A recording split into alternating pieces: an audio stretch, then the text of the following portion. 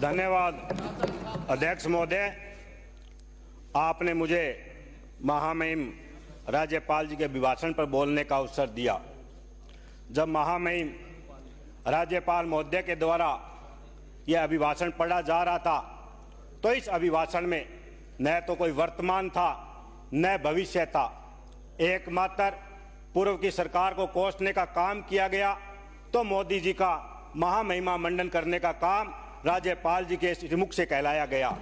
माननीय अध्यक्ष महोदय, उन्होंने एक ऐसी सरकार के ऊपर आरोप लगाए जिस सरकार ने 5 वर्ष तक जिसकी प्रशंसा देश के प्रधानमंत्री ने की, जिसकी प्रशंसा देश ही नहीं विश्व के पटल पर की गई, क्योंकि हम सब ने देखा कि पिछले 5 वर्ष के कार्यकाल में इस सदी की सबसे बड़ी महामारी कोरोना काल जब आया था, पूरे भारत ही नहीं विश्व के अंदर राजस्थान के अंदर सबसे अच्छी व्यवस्था की गई थी। जब मरीज तड़प रहे थे, जहां एक तरफ देश के तानाशाह प्रधानमंत्री नरेंद्र मोदी ने सांसदों का कोटा फ्रीज करने का काम किया, वही हमारे मुख्यमंत्री अशोक गहलोत ने कहा था क्यों न मेरे राजस्थान का पूरा खजाना खाली हो जाए, लेकिन मैं मेरे राजस्थान के मरीजों को तड़पते हुए नहीं देख सकता।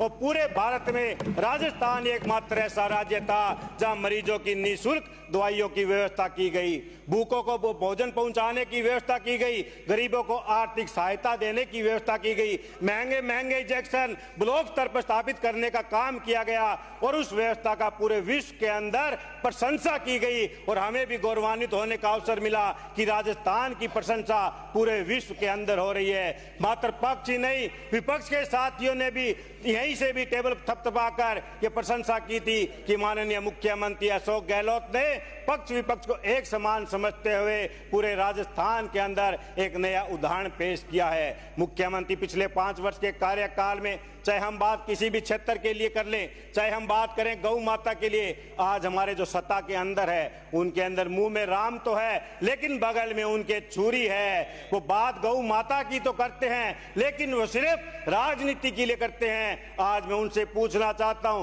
पूरे भारत में जहां जहां भी भाजपा के शासित प्रदेश है, आप ये बताइए उन भाजपा शासित प्रदेशों में गौ माताओं के लिए किन किन प्रदेशों में अनुदान दिया जाता है। लेकिन हमारे मुख्यमंत्री अशोक गहलोत ने गौ माता के दर्द को समझते हुए अनुदान की राशि को बढ़ाने का काम किया। जहां छोटे पशु का 12.5 रुपए मिलता था उसको 20 पे करने का काम किया, तो बड़े पशु का 32 पे से 40 पे करने का काम किया। 6 महीने के अनुदान राशि को बढ़ाकर 9 महीने करने का काम किया, तो अंधी व विकलांग गौ माताओं के लिए भी 12 महीने का अनुदान करने का काम किया। मैं एक कथन आपको सुनाना चाहता हूं अध्यक्ष महोदय। इन्हीं के एक बड़े नेता जो वास्तव में उनका कद भी बड़ा है, जब चुनाव से पहले हमारे क्षेत्र में आए थे, उन्होंने मंच में अपने पार्टी के लिए कहा था कि हमारे इस समय में घोड़ों को नहीं है अच्छी घास, गधे खा रहे हैं च्यवनप्राश, समझदार को इशारा ही काफी है। और आज मुझे लगता है उनकी ये भविष्यवाणी भी राजस्थान के लिए थी। आज हम बात करें वर्तमान के शासनकाल की, तो आज हमारे मुख्यमंत्री जी को ये डर सता रहा है कि पता नहीं कब दिल्ली से एक दूसरी पर्ची आ जाए, उससे पहले पहले मैं राजस्थान का पूरा भ्रमण कर लूं। और आज विकसित भारत संकल्प कैंप के माध्यम से वो पूरे राजस्थान का भ्रमण तो कर रहे हैं, लेकिन उनको ये पता नहीं वो कैंप मात्र लोकसभा चुनाव का एक प्रचार का माध्यम बन चुका है। उस कैंपों में गरीबों को कोई फायदा नहीं मिल रहा। आज खाद्य सुरक्षा के लिए गरीब व्यक्ति भटक रहा है, लेकिन भारत सरकार ने वो पोर्टल को बंद करके रखा है। 3 वर्षों से किसी गरीब व्यक्ति का उसमें खाद्य सुरक्षा में नाम नहीं जुड़ रहा है। सरकार बनते ही इन्होंने एकमात्र ये काम किया कि राजस्थान के जितने भी विकास के कार्य है उन तमाम विकास के कार्यों पर रोक लगाई जाती है। चाहे उसका वर्क ऑर्डर हो गया, उन कामों पर भी रोक लगाने का काम किया।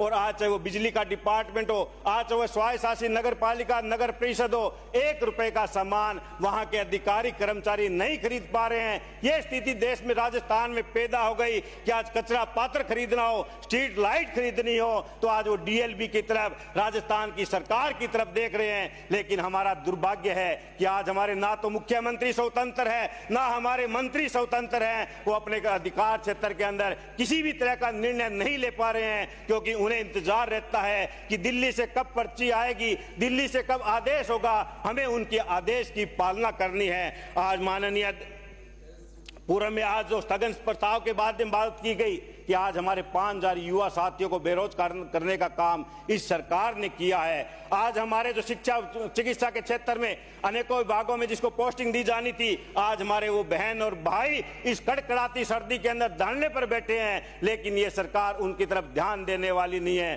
क्योंकि इन सरकार का काम, इन्होंने विकास के नाम पर वोट नहीं मांगे। इन्होंने तो जब जब भी चुनाव आए कभी सेना का सहारा लिया, कभी जाति धर्म का सहारा लिया, तो कभी आज ये राम मंदिर का सहारा लेने जा रहे हैं। ये ना तो कभी विकास की बातें की, ना इन्होंने कभी विकास का काम करवाया। आपने सबने देखा होगा कि तानाशाह सरकार के अंदर जो हमारा अन्नदाता, जो देश ही नहीं विश्व का पेट भरने का काम करता है, 700 किसानों ने शहादत देने का काम किया, काले कानून ये लेकर आए और उन काले कानूनों को झुकाने का काम भी देश के अन्नदाताओं ने किया।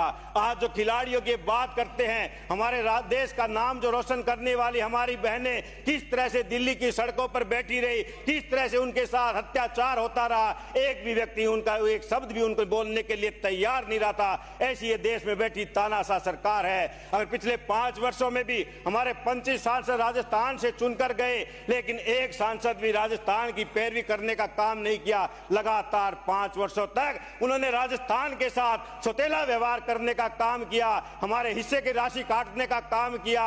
जो जल जीवन मिशन के तहत 90-10 की भागीदारी होनी चाहिए थी, उसमें 50-50 करने का काम किया। जो यूपीए सरकार के तहत प्रधानमंत्री ग्राम सड़क योजना का 100% पैसा केंद्र सरकार देती थी, उसको 40 करने का काम इस तानाशाह सरकार ने किया और लगातार राजस्थान के साथ सौतेला व्यवहार करने का काम किया। आज ये हमारे राज्यपाल के मुख से इस राजस्थान को बीमारू राज्य घोषित करना चाहते हैं, लेकिन इनको पता नहीं ये राजस्थान पूरे भारत के अंदर सर्वोच्च में है। गरीबों को आगे बढ़ाने के लिए, मरीज को दवा देने के लिए, प्यासों के पानी पिलाने के लिए ये राजस्थान आगे बढ़ रहा है। माननीय अध्यक्ष महोदय, आज हम बात करें तो महाविद्यालय, अंग्रेजी महाविद्यालयों की, आज गरीब व्यक्ति का बच्चे का एक सपना था, क्या इस महंगाई के दौर में, आज इस कंपटीशन के दौर में, क्या वो इंग्लिश मीडियम स्कूल में जा पाएगा? उस बच्चे के सपने को साकार करने का काम हमारे तत्कालीन शिक्षा मंत्री गोविंद डोटासरा जी ने, हमारे मुख्यमंत्री अशोक गहलोत ने करने का काम किया। ये बात भी इनको पसंद नहीं पा रही, क्योंकि ये चाहते हैं गरीब का बच्चा आगे नहीं पढ़े, ये चाहते हैं कि गरीब का बच्चा पढ़ाई न करे, जिससे कि अगर वो पढ़ गया तो आगे बढ़ जाएगा। आज वो अंगुलियां उठा रहे हैं अंग्रेजी माध्यम विद्यालय पर, जो पूरे भारत के अंदर एकमात्र राजस्थान ऐसा राज्य है जो गरीब के बच्चे को अंग्रेजी माध्यम स्कूल तक ले जाने का काम किया। मुख्यमंत्री जी ने प्रत्येक ब्लॉक में महाविद्यालय खोलने का काम किया। आज ये कहते हैं महाविद्यालय तो आपने खोल दिए, लेकिन वो किराए के भवन में चल रहे हैं। मैं उनसे पूछना चाहता हूं, आपके पास वो कौन सी जादू की छड़ी है कि एक तरफ आप यहां घोषणा करेंगे, भाई दूसरी तरफ शानदार भवन का निर्माण भी हो जाएगा? उसके लिए 5 साल का समय का हमें इंतजार करना पड़ता है। मेरे अपने विधानसभा क्षेत्र के अंदर 5 राजकीय महाविद्यालय की सौगात मुख्यमंत्री जी ने दी, जिसके एक महाविद्यालय में दानदाताओं के द्वारा स्वर्गीय गौरी शंकर बिहानी कन्या महाविद्यालय का निर्माण जिसका पूर्ण हो चुका, दूसरी कृषि महाविद्यालय का निर्माण कार्य चालू है, तीसरा परसु पल्लू के अंदर महाविद्यालय का निर्माण कार्य चालू है, चौथा ITI के लिए भी हमने जमीन का आवंटन कर दिया। अगर हम विकास करेंगे, आने वाले 3-4 साल का समय लगता है, वो धरातल पर भी उतरेंगे। लेकिन उन्होंने कभी विकास की बातें नहीं की, इन्होंने तो सिर्फ जाति और धर्म जहर घोलने का काम किया, इन्होंने सिर्फ भाई को भाई से लड़ाने का काम किया, इन्होंने तो सिर्फ गरीबी व अमीरी की खाई खोदने का काम किया, क्योंकि ये चंद पूंजीपतियों घरानों के इशारों पर ये चलने वाली सरकार है। इन्हें गरीबों से मतलब नहीं। आज हमारे पूर्व यहाँ से सदस्य बोल रहे थे कि उन्होंने तो मात्र एक थैला जला दिया जिसमें अंदर मात्र तेल मिर्च मसाले थे। मैं उनको पूछना चाहता हूँ, आप उस गरीब के घर पे जाके पूछिए जिसके 2 वक्त का चूल्हा नहीं जलता था, मुख्यमंत्री उसमें विश्वास पैदा करने का काम किया, मुख्यमंत्री उसको राशन किट देकर उसके घर के चूल्हे को जलाने का काम किया, गरीब परिवार के पेट भरने का काम किया। और आज 3 महीने हो गए आपकी सरकार आने के बाद, वो राशन किट बंद है, उस गरीब का चूल्हा बंद हो चुका है, आपने उसके घर तक राशन किट पहुंचाने का काम नहीं किया, क्योंकि आपकी विचारधारा में फर्क है। आप सिर्फ अमीर व्यक्तियों के लिए काम करते हैं, गरीब व्यक्तियों को आपको चिंता नहीं है। गरीब व्यक्ति की अगर किसी ने चिंता की है तो कांग्रेस पार्टी ने, कांग्रेस की सरकार ने की है, और आज उसी का परिणाम है कि पूरे राजस्थान में चाहिए चुनाव आपने ध्रुवीकरण की राजनीति करके चाहे आपने वो धन बल का प्रयोग करते हुए, चाहे आपने जाति धर्म का जहर घोलते हुए सत्ता तो हासिल कर ली, लेकिन मात्र 2 महीने के अंदर ही पूरे राजस्थान के अंदर हाहाकार मच चुका है। पूरे हमारे क्षेत्र राजस्थान की जनता, गरीब व्यक्ति मुख्यमंत्री अशोक गहलोत को याद कर रहे हैं, कांग्रेस की सरकार को याद कर रहे हैं कि उन्होंने जिस तरह से आपने इन 2 महीनों में करके दिखाया कि हर विकास आपने रोक दिया, हर कार्य योजना आपने रोक दी। तो मैं आपको कहना चाहता हूं, आप भी आने वाले समय में अपने अधिकार आप अपने पास रखें, अपने अधिकार दिल्ली को न दें, क्योंकि राजस्थान की जनता ने आपको विश्वास कर इस सदन का अगर नेता बना है तो अपने अधिकार अपने पास रखते हुए राजस्थान को आगे ले जाने का काम करें। धन्यवाद। जय हिंद, जय भारत। श्री कुलदीप। श्याम सूंघ गया, सब सच सच कह दिया इन्होंने। बैठिए बैठिए। श्री कुलदीप।